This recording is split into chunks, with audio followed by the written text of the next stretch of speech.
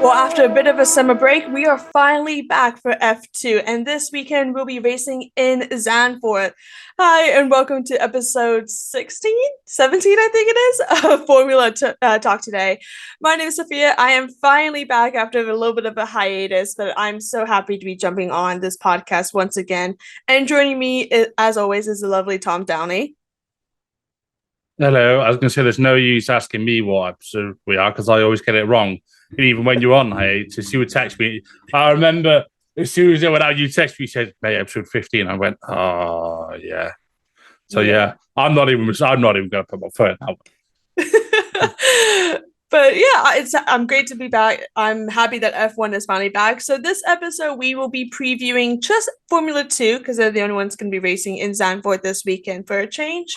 But before we get into this episode, we must thank our sponsor for this episode, which is Bet Online. Bet Online is your number one source for all your betting needs. Get the latest odds, lines, and matchup reports for baseball, boxing, golf, and more. Bet Online continues to be the fastest and easiest way to place your wagers, including live betting and your favorite casino and card games, available to you to play right on your phone. Head to the website or use your mobile phone to sign up today and get in on all the action. Remember to use the code BELIEVE, that is BLEAV, for your 50% welcome bonus on your first deposit. Bet online, where the game starts.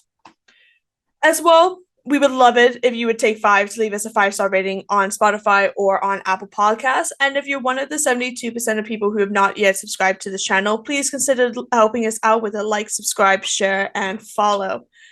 So yeah, we're finally back. So we're racing in Zandvoort for round 12 out of 14 for the 2023 season. But let's take a look at the standings so far. Currently, Teo Porcher is leading with 168 points after a good weekend in Spa for the ART driver. Followed by him with only a 12-point difference with 156 points is Frederick Vesti for Prema. And surprisingly, even though he is in second, he hasn't scored points in both of the races since Barcelona. However, where he's getting the points is in the feature race, where a majority of the points do come from. And then rounding out the top 3 is Amuro Asa for Dams with 134 points. Slightly out at the moment, but with 3 more rounds, anything could be possible. So, last year, we started off racing in the F2 calendar last year. It is 29 laps for the sprint race, 40 laps for the feature race, with the same circuit length as the F1, which is the 4.259 kilometers. Their fastest time currently belongs to the F2 22 champion of Felipe Drugovich with a time of a 1:20.713. Looking back to last year, Clement Novalak had the reverse pole for the sprint race and had to settle for P2 in the end after losing the lead into turn 1. Current IndyCar and top rookie this season, Marcus Armstrong, was able to take the victory last year, with Dennis Hauger rounding out the podium for the sprint race. Feature race, with Felipe on pole, he was able to maintain his position, finishing first with a 2.4-second lead over Richard Verschoor for his home race, followed by Oasa. There was 5 DNFs in the feature race, including current F1 driver Logan Sargent and current F2 and Alpine reserve driver Jack Doohan. Most were due to crashes or collisions. Actually, Logan Sargent sustained the crash in the opening lap, which resulted in a red flag and 25 minutes for racing to resume. So hopefully that won't be the case in F1 this weekend. But should be interesting. I'm excited. I'm excited that F1 and racing is finally back after 3 weeks. It's been a very boring time. I mean, I've been watching IndyCar, but Tom, have you been watching any of the motorsport racing? I've barely had time to look out the window, never mind watch motorsport. And I do feel almost a bit guilty, because I genuinely love F2 because obviously spec series, amazing racing, racing the parts we don't get in F1, because obviously F1 not a spec series. I got my days, the one weekend where I was like, oh, I've got some time. Oh, I'll watch IndyCar. It was on Saturday. And then there was me on Sunday getting ready to sit down for the evening. I said to the boys, I'm not going to be on COD because I want to watch IndyCar. No, it was on Saturday. And it was the day when I was out all day. I mean, you So could yeah. have watched NASCAR because NASCAR was on this Sunday instead when it was at the IMS Speedway, which, by the way, was quite cool because I actually got to speak to Tom Gaymore previously during the break and was talking about the IndyCar, and his predictions were quite correct about how the IMS would be. But I mean, IndyCar's on this weekend. It's an oval. It's at Iowa, so and that's on a Sunday, and it's gonna be late, so you can watch that, or Indy Next, or there's no Formula E anymore because that season's done and dusted. But yeah, Yeah, I mean, I can't really get into Formula E. I've tried a few times, and I know they have good racing, but for me, being a petrol head, and obviously Formula E being electric, a lot of the emotion of motorsport is about the sound because it's such a visceral experience, and whether that's being trackside or as a spectator or a punter, or whether that's myself. I've got my car's got sports cats and it's got a big screaming Audi V8 in it. Anybody listening, I've got an RS5 with the 4.2 V8 in it that's almost straight piped, not quite straight piped. I couldn't deal with it straight pipe, but yeah, that that's my point. It's like it's such a visceral experience. It's like you can feel the car, like feel like vibrating like in you almost. That sounds a bit wrong, but the way the car just sounds and makes you feel. I can't quite get into Formula E. Although the highlights do look good, to be fair. But yeah, no, I'm just excited for Formula 2 or F2 to be back because it's good racing. The championship is chopping and changing, which we'll get into now. So yeah. definitely. And I mean, we got to mention as well, Formula 3 is not racing in Zandvoort this year. However, they did race last year and actually did quite well. And we got to mention it because some of the drivers that did get podiums last year are now currently racing in Formula 2.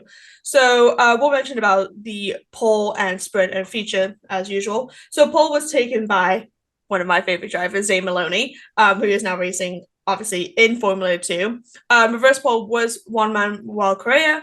And then in the sprint race, the podiums were Kyle Collette, who's currently in Formula 3, Juan Manuel Correa in P2, and then Zach O'Sullivan in P3. And then in the feature race, Zane did win, and then Victor Martins, who's also again racing in Formula 2, as he did win Formula 3 last season, maintained a P2 position, and Franco Colapinto finished in P3. So the reason why I say that is because that might affect maybe myself or Tom's predictions for what's going to happen in Zandvoort this weekend. So I'm going to pass off to you, Tom. What is your pole, podiums, and bold? Oh god, I forget that it's been a while. Yeah, it has been a while. Yeah. My pole position, I'm going to say Fred Vesti. Okay. Yeah. He's yeah. I want him to win the title anyway. But you never thought you'd hear me say I want to hear a Mercedes back driver win, but there we are. Stranger things have happened. The sprint podium, I'm going to say, he's on a bit of a resurgence. I think Jack Doohan, top step. He had I don't think we actually ever reviewed Spa because life. Yeah, and yeah, a bit of an apology on my part for that because you were out and I've just been completely snowed under. Yeah, my sprint podium. Yeah, I'm going to say Jack Doohan, Dennis Hauger, and do you know what? Just appease you, Zane Maloney P3. That's only in sprint. The points are less than the feature, though. I know. I'm not going to give you all the credit, Sophie. Okay, yeah, that's clipped. Wow, yeah, it's a good thing that I live like 4 hours away because otherwise you'd probably drive over and beat me up for that. Yeah, no, that's a joke, by the way. That's a joke. Just hopefully, we have a very, very good friendship, thankfully. My feature race podium, I'm gonna say Pusher takes the lead. I don't think he's kind of that good at quality, but his race pacing, his race craft is quite something. So I'm gonna say Pusher takes the lead with Fred Vesti P2 and I'm gonna. It's for me. It's a toss up between Behrman or Iwasa for P3. I'm gonna say Behrman because although he's a rookie. Actually, no. I'm gonna change my mind. I'm gonna say Iwasa. He finished third last year as well, so Yeah, but yeah. Zandvoort is a tricky circuit, and it's Behrman's first year in F2. Zandvoort is got a lot of a lot of undulation and banking, and it's the kind of circuit where if you don't get into it's like if you just go offline on one corner, it will throw you out for like a whole sector. So I guess I'm gonna say Iwasa, just that little bit more experience. yeah, I mean, Ollie Behrman, his sprint race, he finished P11 in Formula 3, and then his feature, he finished P25. So probably a better shout to get Oasa into it. Okay, interesting. I mean, I'm going to say for pole is Richard for sure for his home race. I think, yeah, I think he will take pole. I think for sprint race, I think, count how many times I say I think, P1 will be Teo Porcher. P2, Dennis Holger. And because he did quite decently last season in sprint, I think let's go bold and say Clement Novalak P3. For feature race, I will say for sure to win on his home race. I think that would be a good feat to have. I think I think Bestie P2 and then Fittipaldi P3. I think get some good points for Carlin for it. No Zay Maloney on my podium. So we're gonna test the theory again. If I don't say his name and he actually does well, that means I guess my name is what I say is cursed. Obviously not true, but it's shaping up to be like that. Hang on. You say obviously not true, but then you just had a complete contradiction in terms because you said but that did kind of happen. Like he listens to me and has an impact on his actual racing ability. Like how I speak is not, it wouldn't curse somebody. Don't ask. No. just no, Tom. No, shush. Just and quiet. Yeah. Can I take another hiatus again? No, I'm kidding. I'll let him do one as well. Yeah. Even with being in the States for a bit, that was a struggle trying to watch all the races in the States in Colorado. And then coming back, obviously missing Spa a little bit of it. But yeah, it was a good race. I mean, again, we weren't able to do, I don't think, a Hungary review or a Spa preview and review. But again, life gets in the way. Both Tom and I do work full time. We're actually recording this during our lunch hour right now, pretty much. We'll lunch break to get it out before we go racing on Friday. What's your bold prediction for Formula 2 for this weekend? Bold prediction is we don't get a VSC, a safety car, or a red flag. I'm not going to say a yellow flag because someone can just go off into the gravel and cause it. Yeah, but given sort of how tricky a circuit Zandvoort is, I'm going to say it's a pretty clean and event free. I'm not going to say actually no, I'm going to change it slightly. I'm going to say no DNFs aside from mechanical because mechanical is one thing, but I think. I'm hoping, I'm channeling the positive vibes or whatever the kids say that you're younger than me. You should be able to tell me all these things anyway. So, I am 30 next year. Yeah, exactly. Yeah, you said baby, man. I'm channeling this energy that F2 are going to behave themselves. Although, if Monaco's anything to go by, F3 will behave themselves and F2 will be carnage. So I might just shot myself in the foot. But yeah, I'm going to say no DNFs aside from mechanical, or, factors outside of a driver's control. But, if it's accident damage, or putting in a barrier or something, then yeah, absolutely, that counts. Okay. I think I just need to double check because obviously we've had some driver changes recently. in Formula 2 with I think his name is Joshua Mason. Yeah, Joshua Mason Yeah, coming in for did he come in? PHM. Yeah, he came in Charouz, didn't he? Yeah, to replace Brad Benavides. I think he's actually been completely dropped out, Brad. I'm not entirely sure. Yeah, so Brad Benavides was definitely dropped. And yeah, Josh Mason's come in, British driver, born in 2002.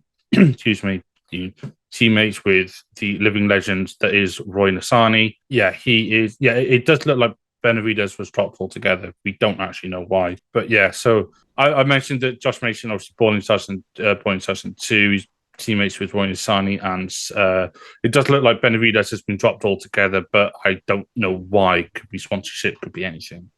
It could be for performance because he has not scored any points. Actually, PHM Shoes is the only team who does not have any points whatsoever from either driver, which goes very well into my bold prediction where I say either Roy Nassani, Emery Cordial, or Joshua Mason will get points in any capacity this weekend, whether it is fastest lap, obviously if they finish in the top 10, or sprint race finishing top in the points. So I say one of those three drivers will get points for it. That's my hope. I hope. Okay. Yeah, I mean, again, I gotta mention as well, we have IndyCar racing back this weekend, and then we'll be looking at Monza taking place. Is it next weekend, or is there a break in between? No, it's next week. It's first weekend of September. Yes, it is. I mean, this weekend is quite nice because obviously it's bank holiday in the UK as well, so I can actually sleep in on the Monday after waking up so early on a Saturday and Sunday morning for Formula 2 racing. So we'll be back from Monza. And I'm off tomorrow. Oh, okay. Lucky you. I'm in work, but I'm gonna try to finish early. You just had a holiday. Yeah, and it's all good. This is how my job works sometimes. Just don't tell my boss. But yeah, so we'll be back next weekend to review Zandvoort and obviously preview Formula 2 and Formula 3's Monza, which is also the last race of the F3 2023 season. Can Gabriel Bortoleto win the World Championship in the sprint race and have the features just kind of go at it? Or will it go down to the last lap? I'm hoping it won't be a repeat of last year when it was all three championships were decided in Monza in pit lanes or post race. We had Max Verstappen's win. We had was it Max Verstappen's win that was in Monza? No. Formula 2, Victor Martin's one was done by pit lane due to a red flag. Felipe Drugovich finished behind the safety car. Behind safety car. Felipe Drugovich had his also decided in the pit lane after, or Michael Schumacher-esque, I believe it was, like through the pit lane behind a safety car. Anyway, it wasn't done by the checker flag as normal racing standards, both Formula 2 and Formula 3's winners, and they were both crowned in Monza. I don't think Formula 2 will be sorted by Monza. I think it will go down. It'll go down to Abu Dhabi. Let's be honest. But obviously, Formula 3 will be ending next weekend. So that's it for episode 17. I'm going to say it's 17. I hope it is 17 of Formula Talk. It is great to be back, and I'm excited to see what the second half of this season will bring. Once also Formula 3 does end, we're definitely going to speak a little bit more about Formula 1 Academy, which races in COTA in October this year. And then obviously IndyCar still has a few more races taking place for the season, wrapping up in October, November time as well. So Formula Talk is available on YouTube, where most of the episodes are pre-recorded and posted on the channel. I doubt we're going to get a chance of going live at some point, but who knows, maybe post-race, post-season, kind of go live for a one-off special episode. But you can find us on Amazon Fire, Spotify, Google Podcasts, Apple Music, Verbal, and Pocket Cast. Just search Grid Talk for our backlog of catalogs of shows. You can also find our sister show Grid Talk for all things Formula 1. They do live post-race of qualifying and feature for this weekend. As well, please consider supporting the channel on Patreon so we can get mics, lights, and better recording equipment. Probably a proper Zoom account so I don't crash it. And again, also make sure that you are subscribed to the channel so you're the first to know when each new episode is released. We'll be back soon with plenty more feeder series content. Thank you very much for listening. Thank you, Tom, for joining me again. All right, nice to have you back, mate. Glad to be back. And Formula Talk episode 17 is presented by Bet Online. Thank you and goodbye.